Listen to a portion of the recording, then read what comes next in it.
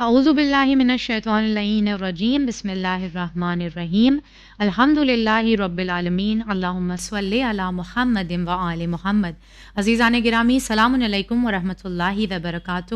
خیر مقدم ہے، استقبال ہے آپ سبھی کا مسلمز لائف سٹائل میں، جہاں ہم ایک مسلمان کی زندگی کن آداب کے تحت گزرنی چاہیے اسی پر گفتگو کر رہے ہیں۔ آج ہمارا دوسرا ایپیسوڈ، اور پچھلے ایپیسوڈ میں ہم نے بولنے کے آداب پر گفتگو کی تھی۔ حالانکہ یہ آداب کافی وسیع ہیں اور ان پر ایک دقیق اور طویل گفتگو کی جا سکتی ہے، لیکن کوشش یہ کر رہے ہیں کہ چند لمحات میں، چند منٹس میں ایک اہم پیغام آپ ناظرین تک پہنچایا جا سکے۔ آج کا ہمارا موضوع انسانی زندگی کے لیے بہت اہم، کھانا اور سونا۔ آئیے دیکھیں دین اسلام نے کھانے اور سونے کے اعتبار سے کیا گائیڈ لائنز ہمارے اوپر عائد کی ہیں۔ آج کی اس گفتگو میں بھی ہمارے ساتھ عالی جناب مولانا علی عباس خان صاحب قبلہ موجود ہیں۔ گفتگو کا آغاز ان کے استقبال سے کرتے ہیں۔ السلام علیکم۔ وعلیکم السلام ورحمۃ اللہ وبرکاتہ۔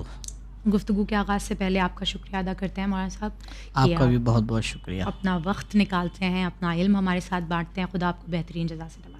آمین یا رب العالمین۔ آغا، ہم نے پچھلے ایپیسوڈ میں بولنے کے اعتبار سے گفتگو کی تھی کہ بولنے کے آداب کیوں اہم ہے، اور وہ بات سمجھ میں بھی آتی ہے کہ دو لوگوں کے درمیان اگر زبان اچھے سے نہ استعمال کی جائے تو یقیناً فساد ہوں گے، جھگڑا لڑائی ہوگا۔ آج جس موضوع پر ہم بات کر رہے ہیں وہ کھانا ہے۔ سب سے پہلا سوال جو میرے ذہن میں آتا ہے وہ یہ کہ کھانا تو ہمارے علاوہ اور کسی کو امپیکٹ اثر کرتا ہی نہیں ہے۔ ہم کیا کھا رہے ہیں، کیا نوش فرما رہے ہیں، وہ صرف اور صرف ہمارے اوپر اثر کرتا ہے۔ تو اس کے بھی آداب جاننے کی کیا ضرورت ہے، کیوں اہم ہے؟ اعوذ باللہ من الشیطان الرجیم، بسم اللہ الرحمن الرحیم، الحمد للہ رب العالمین، وصلی اللہ علی محمد و اہل بیتہ الاطیبین الاطہرین، واللعنۃ الدائمۃ علی اعدائہم اجمعین، اللہم عجل لولیک الفرج۔ دیکھیے، ظاہری طور پر یہی لگتا ہے کہ کھانا صرف اثر انداز ہوتا ہے انسان کی پرسنالٹی کے اوپر، جی، جبکہ ایسا نہیں ہے۔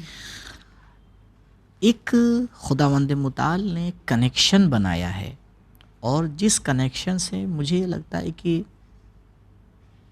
شاید 95% سے زیادہ لوگ غافل ہیں، اور شاید باقی 5% سمجھتے ہی نہیں ہیں۔ کیا بات ہے؟ وہ ہے جسم اور روح کا کنیکشن۔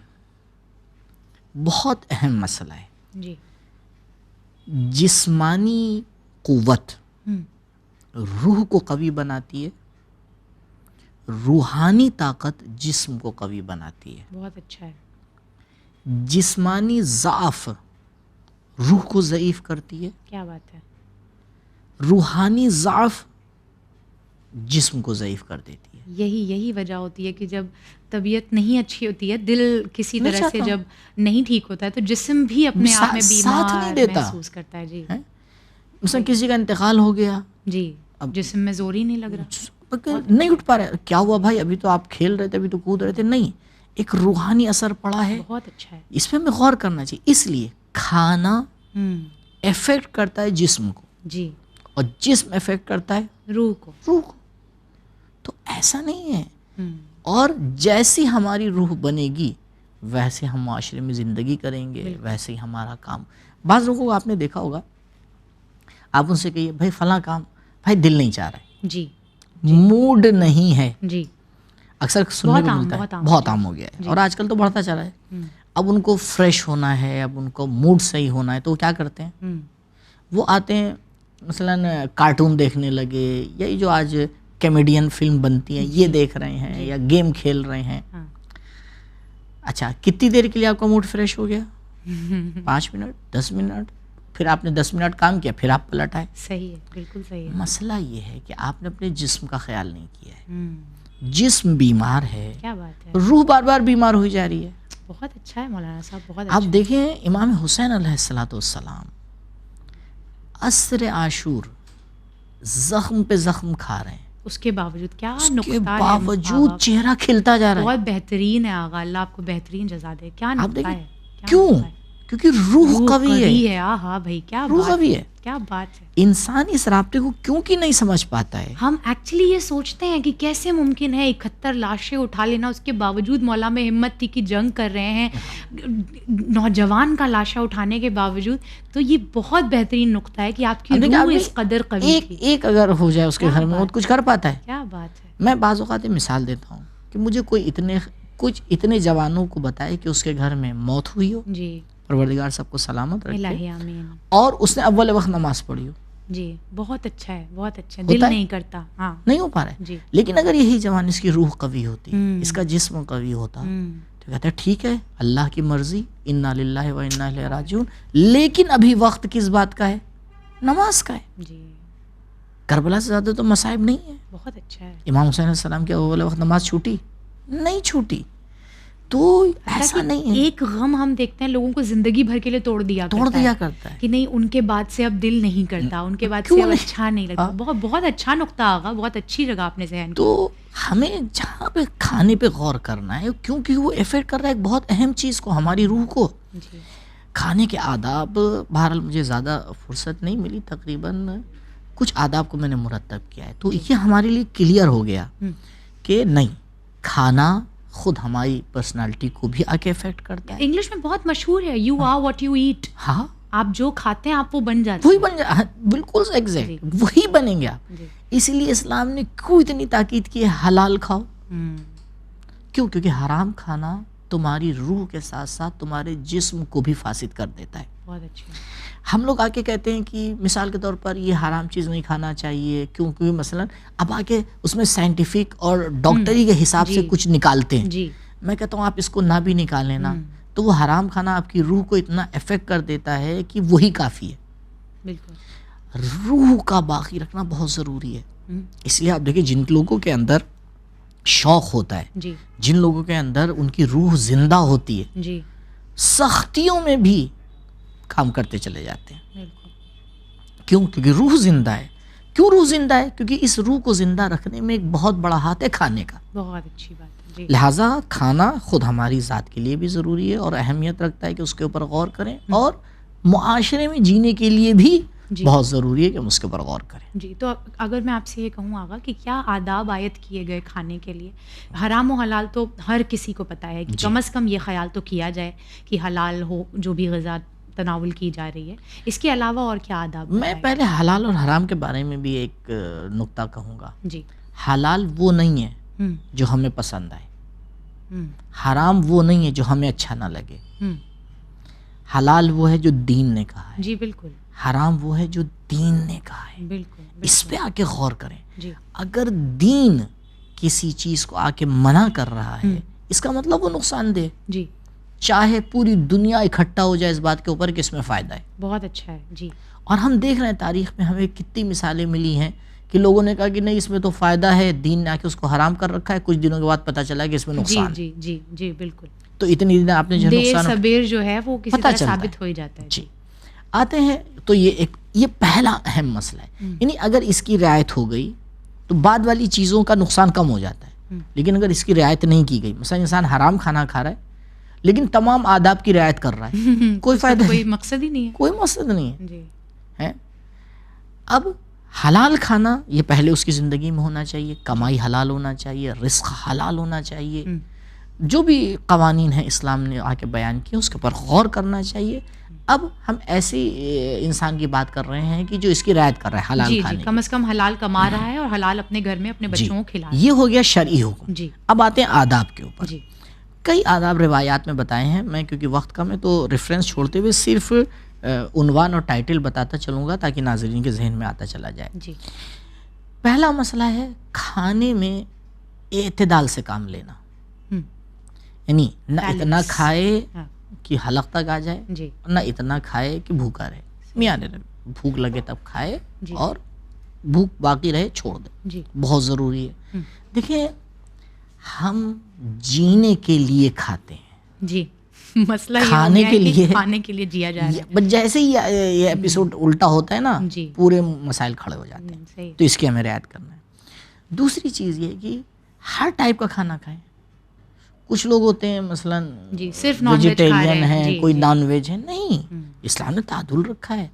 اسلام نے انسان کو ہر طرح کے دانت دیے ہیں خداوند متعال نے، یہ بہت اچھا ہے جی، تاکہ وہ ہر طرح کا کھانا کھائے. ہمارے پاس ویجیٹیرین جانوروں والے بھی دانت ہیں اور کارنیورس اینیملز والے بھی ہیں، دونوں کے. تو اس لیے خدا نے بیلنس آگے رکھا ہے. تو ہمیں بھی اپنی زندگی میں بیلنس رکھنا چاہیے تاکہ ہماری روح اور ہمارا جسم جو ہے وہ بیلنس رہے.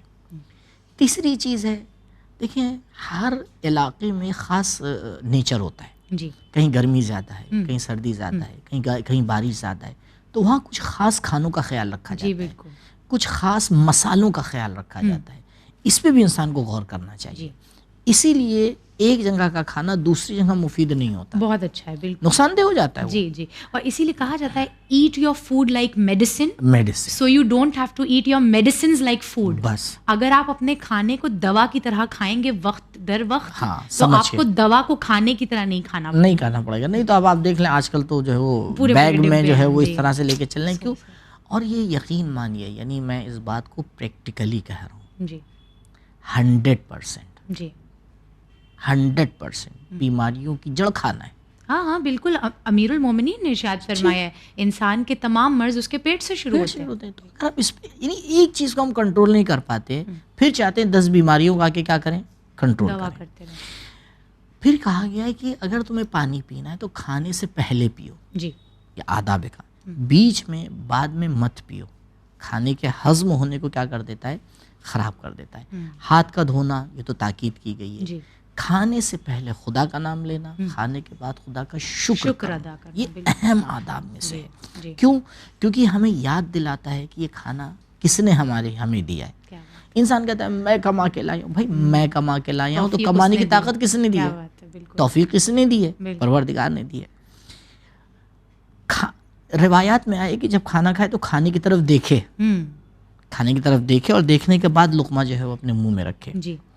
یا نمک کھانے کے جو ہے بارے میں روایت ہے، فوائد بتائے گئے. کھانا دیکھ کے کھانے پہ آگا ایک بہت اچھا نقطہ میرے ذہن میں آیا، اور آج کے حالات پر ہے کہ میں خود جو ہے وہ 2 بچیوں کی ماں ہوں، تو وہ آج کل جو فون دیکھ کے کھانے کا مسئلہ چل پڑا ہے، مجھے لگتا ہے وہ کتنا ضروری ہے. آپ دیکھیں کہ بچے اسی وجہ سے ایک بڑی عمر تک جو ہے وہ انہیں یہ لگتا ہے کہ کھاتے وقت کچھ نہ کچھ کرنا ضروری ہے، جبکہ کھانا خود ایک سب سے بڑا کام ہے. جی ان کو یہ لگتا ہے کہ اب کھانا ہے تو یا تو ٹی وی چلے گی، یا تو فون چلے گا، یا پھر کچھ کہانی سنائی جائے، یا کچھ ہو. کھاتے وقت کوئی کام ضروری ہے.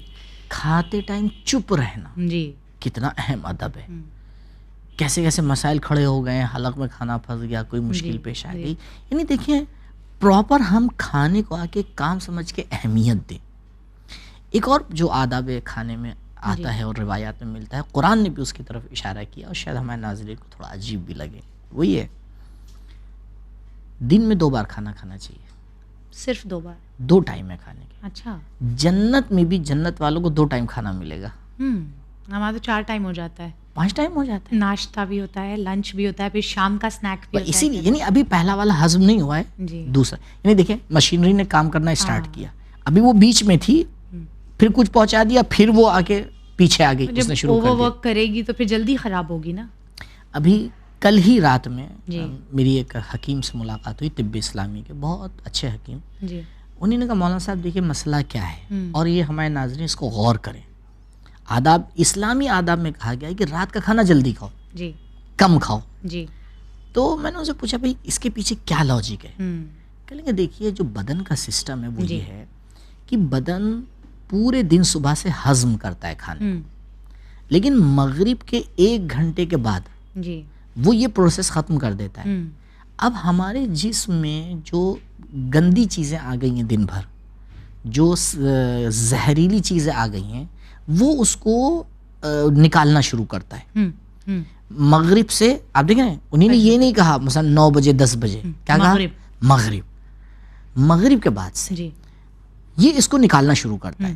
تو اگر ہم مغرب کے 1-1.5 گھنٹے کے بعد کچھ کھاتے ہیں تو پھر یہ جو ہے وہ جسم میں لگتا ہی نہیں ہے، وہ پھر الٹا ہو جاتا ہے. کیوں؟ کیونکہ یا تو وہ آئے دوبارہ اپنا کام الٹا کرے، یعنی پھر ہضم کرنا شروع کر دے، اور اگر اسی کام کو کرے گا تو یہ کھانا بھی باہر چلا جائے گا. اس کو ڈالنا نکالنا برابر ہوا برابر. یعنی یہ ایک اہم مسئلہ. اس لیے دیکھیں رمضان میں ہم لوگ کیوں اس کا ثواب وواب اپنی جگہ کے اوپر, لیکن رمضان کے جو روزے کا ایک باڈی کو فائدہ ہم کیوں نہیں لے پاتے؟ کیونکہ ہم اگر پورے دن بھوکے رہتے ہیں تو 2 ٹائم میں اس سے ڈبل کھا لیتے. بالکل بالکل صحیح ہے. بارہا میں اس بات کو کہہ چکا ہوں کہ رمضان میں گھروں کے کھانے کا خرچہ بڑھ جاتا ہے. کیوں؟ جی بھائی یہ تو ایک ٹائم ہم کھانا کم کھا رہے ہیں نا, بچنا چاہیے. اور ہے خطبہ شعبانیہ میں حضرت نے کیا کیا ہے, کہا ہے کہ بھائی یہ کھانا اس لیے کم کیا گیا ہے تاکہ تم بھوک اور پیاس قیامت کی اس کو یاد کرو. اتنا سحری میں کھا لیتے ہیں اور مغرب کے میں اتنا تیار رہتے ہیں کہ سب بڑے مسائل کھڑے ہو جاتے ہیں. ایک چیز جو بہت, جب بھی آپ نے مثال دی کہ مثلا موبائل ہاتھ میں رہتا ہے, ٹی وی دیکھ رہے ہیں, چبانا کھانے کو.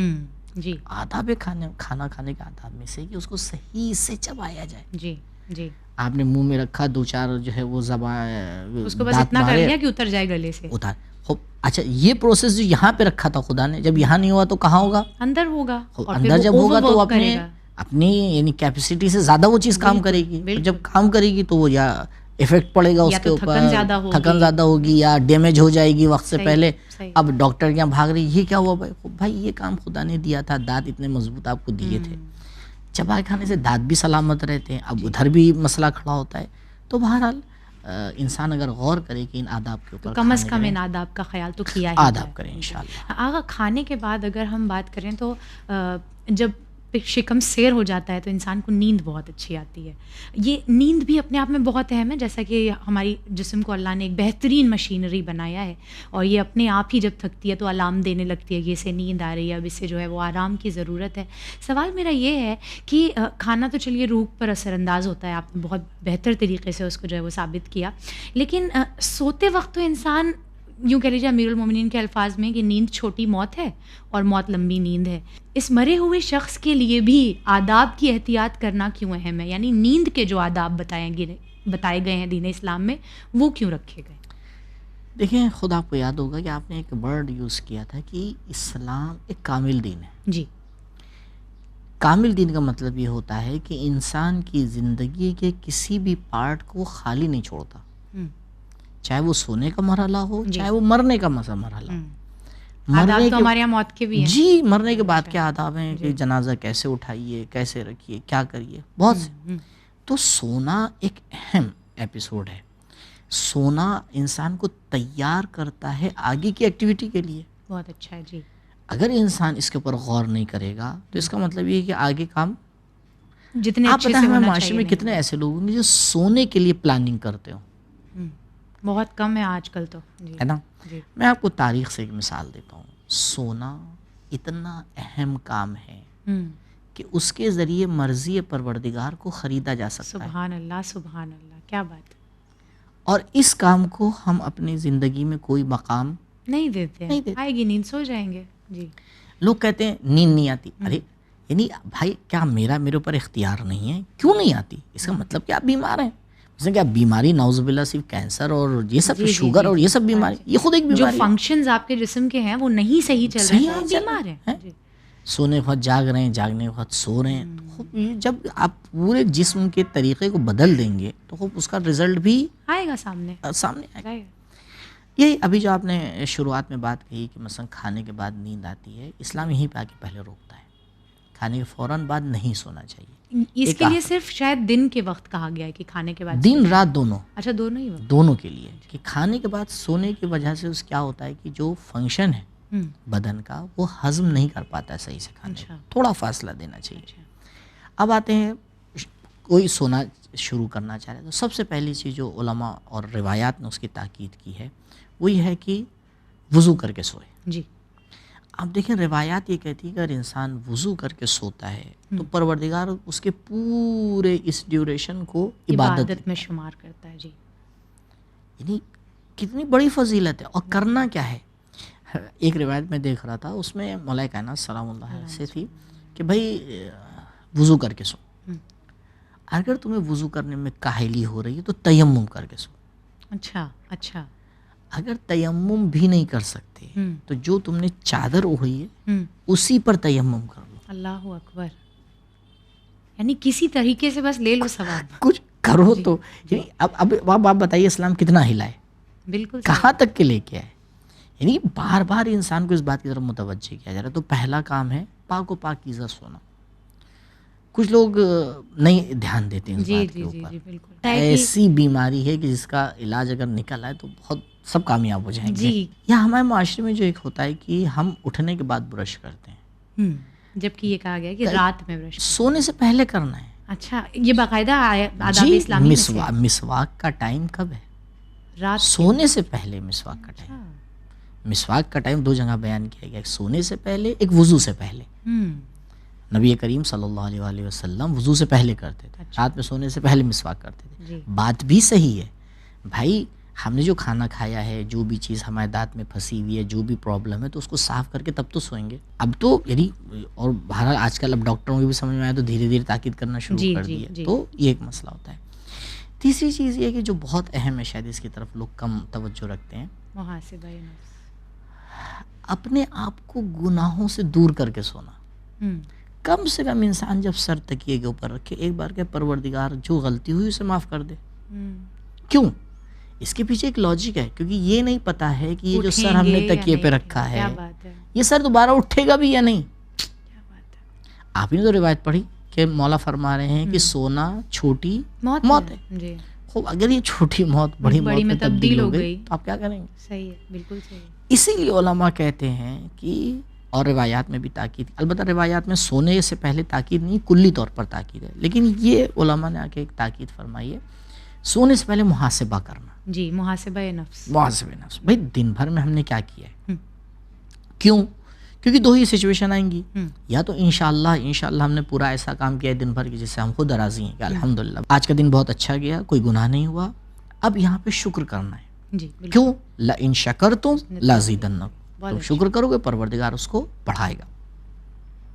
خدا نخواستہ اگر یہ سمجھ میں آئے کہ بھئی نہیں کوئی کمی ہو گئی ہے, کوئی کوتاہی ہو گئی ہے, اب انسان یہ ارادہ کر کے سوئے کہ نہیں آئندہ سے اس کے اوپر کنٹرول کرنا ہے. جی جی. ہو سکتا ہے یہی انسان کا ارادہ, یہی انسان کی نیت پروردگار کو اتنی پسند آ جائے کہ جو اس نے گناہ کیا خدا اس کو معاف کر دے. بالکل معاف کر دے.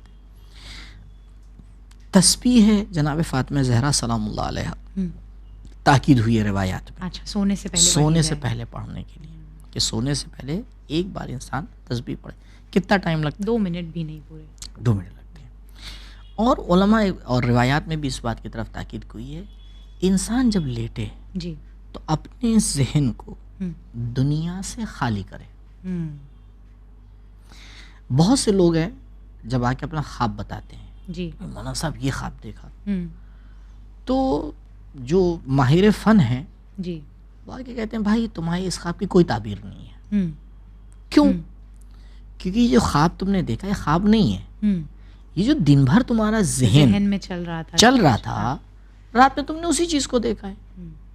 آپ کہیں گے اچھا تو اس میں نقصان کیا ہے؟ جی نہیں, اس کا نقصان یہ ہے کہ پروردگار جو صحیح چیز خواب میں تمہیں دکھانا چاہ رہا تھا وہ چلی گئی.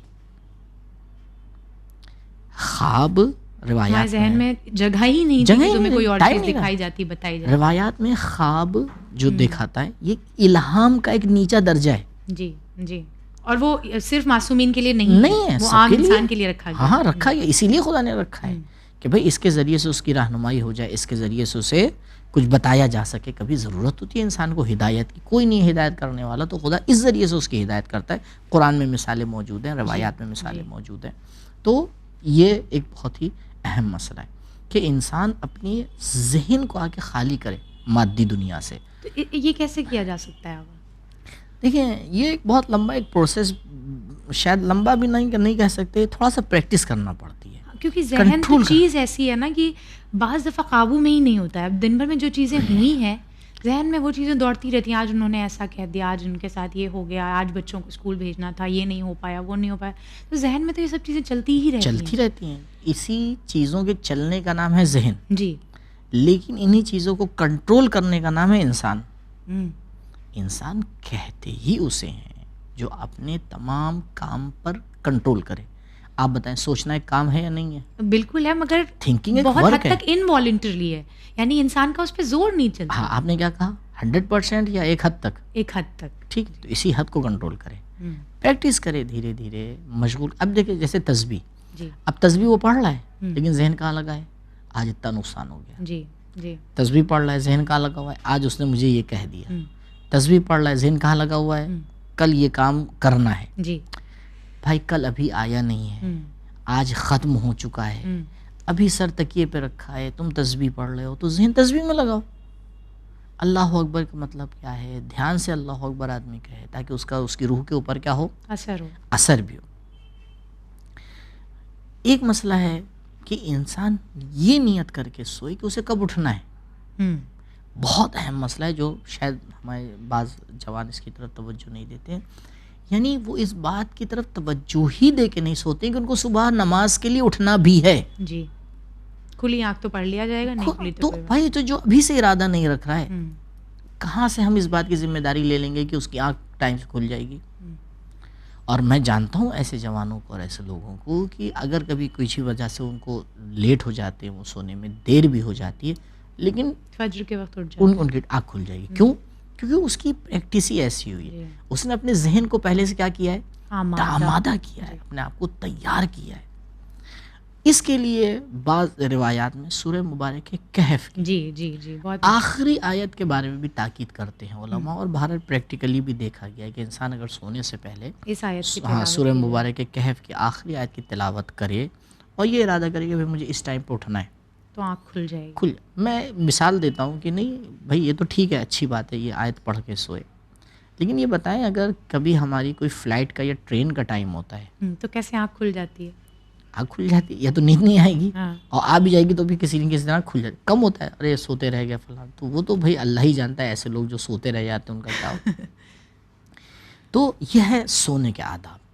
انسان اگر اس میں سے تھوڑا سا کہ البتہ دعائیں بھی ہیں. دیکھیں کیونکہ میں اب اس کی تفصیل میں نہیں جا پاؤں گا, لیکن صرف اشارہ کر رہا ہوں.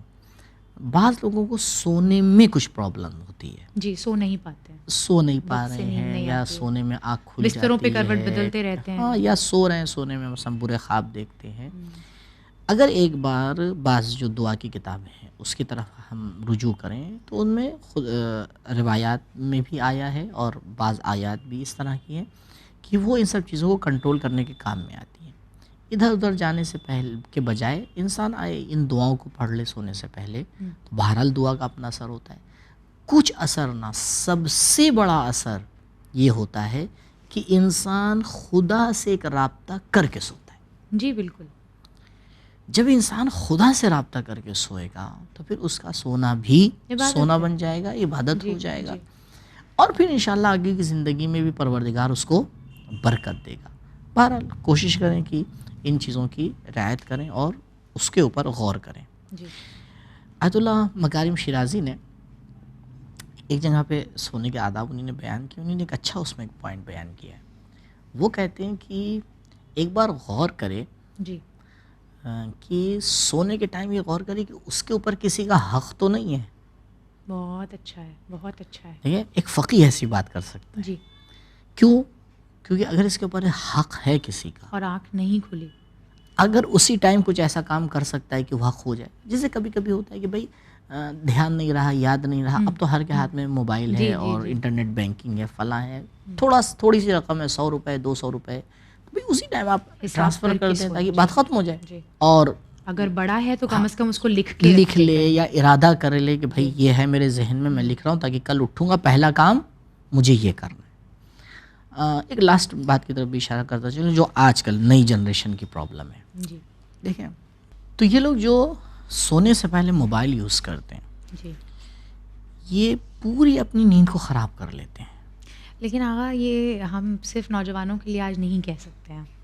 آج آپ اپنے ضعیفوں کو بھی دیکھیں گے, اپنے یہاں بچوں کو بھی دیکھیں گے, موبائل فون نے ہر کسی کو ٹیک اوور کر لیا ہے. اب یہ صرف کسی نوجوانوں کی بات نہیں رہ گئی ہے. اب یہ بتائیں ٹھیک ہے, اگر یوز بھی کرنا ہے تو اس کے لیے آپ ایک 15 منٹ 20 منٹ ٹائم نکالیں, بیٹھ کے اس کو یوز کریں, جو کام کرنا ہے کریں, ڈیٹا آف کریں, وائی فائی آف کریں, رکھیں اس کو کنارے, سو جائیں. یہ بتائیں آج سے 10 سال پہلے 15 سال پہلے جب یہ چیز نہیں تھی اور یہ سب نہیں ہوتا تھا, آسمان زمین پہ آ جاتا تھا, ٹیلی فون کی طرح نہیں یوز کرتا, کچھ نہیں تھا. ہم نے خود اپنے لیے اس کو مجبوری بنا لیا ہے.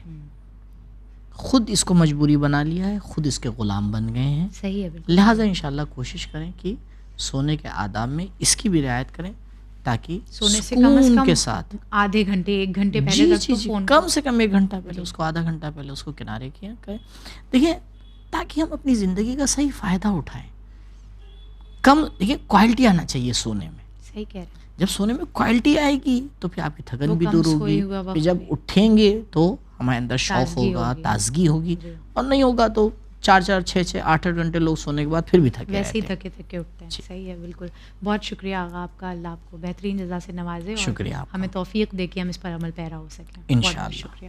ناظرین گرامی, یہ انسانی زندگی میں سونے اور کھانے کے آداب جو اہل بیت اطہار اور پروردگار عالم نے ہمارے لیے رکھے, یقیناً ان پر عمل کرنے سے ہمارے اور آپ کے فائدے کی ہی بات ہے. مگر مسئلہ یہی ہے کہ انسان کو اپنے فائدے کی بات سب سے آخر میں سمجھ میں آتی ہے. مگر پھر بھی ہم اپنی طرف سے کوشش کرتے رہیں گے کہ یہ پیغام آپ لوگوں تک پہنچاتے رہیں. خود بھی سب سے پہلے کوشش کریں گے کہ عمل پیرا ہو سکیں, اور آپ لوگوں سے بھی امید رکھتے ہیں کہ ان باتوں کو نہ صرف سنیں, نہ صرف دیکھیں, بلکہ پوری کوشش کریں کہ ان پر عمل پیرا ہوں. دوبارہ حاضر خدمت ہوں گے مسلمز لائف سٹائل میں کوئی اور ادب زندگی لے کر. بنے رہیے چینل ون کے ساتھ. فی امان اللہ.